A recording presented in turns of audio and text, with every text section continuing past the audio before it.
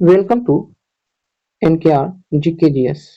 Friends, हम लोग पढ़ रहे हैं संविधान मूल विधि पॉलिटी।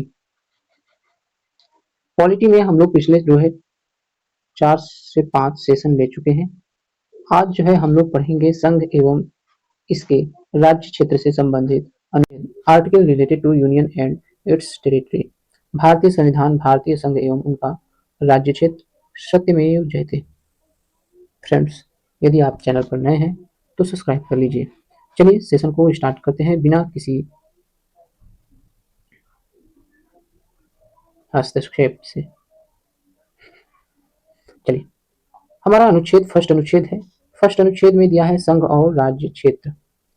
अनुच्छेद 2 है नए राज्यों का प्रवेश अथवा स्थापना से, और अनुच्छेद 3 है नए राज्यों की स्थापना एवं वर्तमान राज्यों के क्षेत्रफल, सीमा अथवा नामों से परिवर्तन।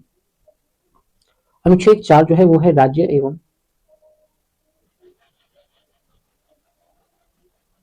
अनुच्छेद 2 और 3 राज्य के अंतर्गत बनाए गए कानून जिसके द्वारा पहली तथा चौथी अनुसूची एवं पूरक अनुषांगिक एवं अनुवर्ती मामलों में संशोधन किया जा सकता है, अनुच्छेद 2, 3 के अंतर्गत बनाए गए हैं।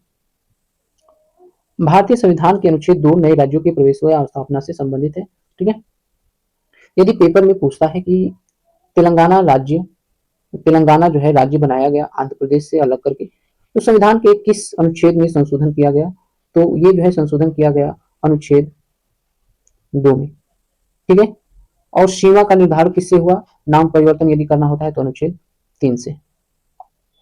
चलिए नेक्स्ट देखते हैं नागरिकता से संबंधित अनुच्छेद, आर्टिकल रिलेटेड सिटीजनशिप।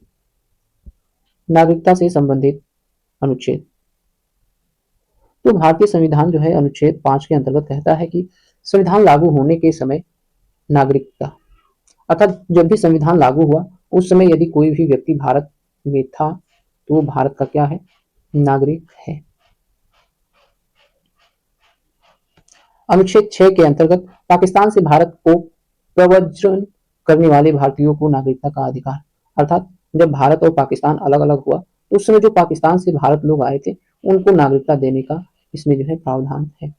अनुच्छेद 7 क्या कहता है कि पाकिस्तान से प्रव्रजित व्यक्तियों के नागरिकता अधिकार, अर्थात जब देश आजाद हुआ तब जो है पाकिस्तान यदि किसी व्यक्ति को नागरिकता नहीं देता है तो वो भारत उसे नागरिकता देगा। नेक्स्ट है अनुच्छेद 8।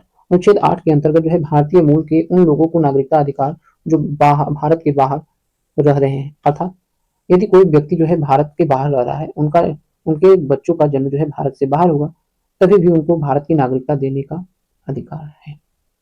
नेक्स्ट है कि जिस व्यक्ति ने स्वेच्छा से विदेशी नागरिकता प्राप्त करनी है, अनुच्छेद 9 है कि यदि कोई व्यक्ति स्वेच्छा से भारत की नागरिकता रहते हुए भी वो किसी और देश का नागरिकता प्राप्त कर लिया है तो उसकी भारत की नागरिकता स्वतः ही क्या हो जाएगी, समाप्त हो जाएगी। अनुच्छेद 10 के अंतर्गत नागरिकता संबंधी अधिकारों की निरंतरता है, नागरिकता संबंधी जो भी अधिकार है उसमें निरंतरता से रिलेटेड है। अनुच्छेद 11 क्या कहता है कि संसद द्वारा कानून बना करके नागरिकता अधिकारों का नियमन किया जाएगा। संसद द्वारा नागरिकता के समय समय पर नागरिकता अधिकारों का नियमन किया जाएगा कानून बना करके।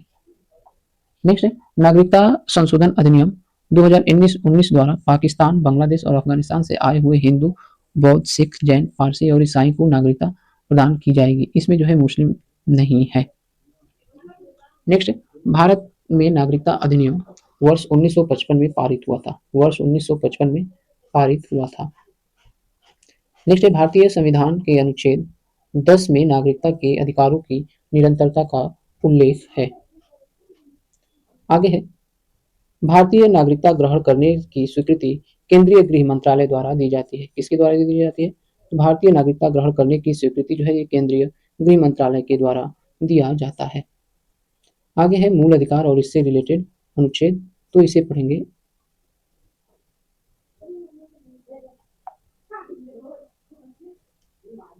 अगले सेशन में। तब तक के लिए धन्यवाद। Thanks for watching. Please like, share, comment and subscribe.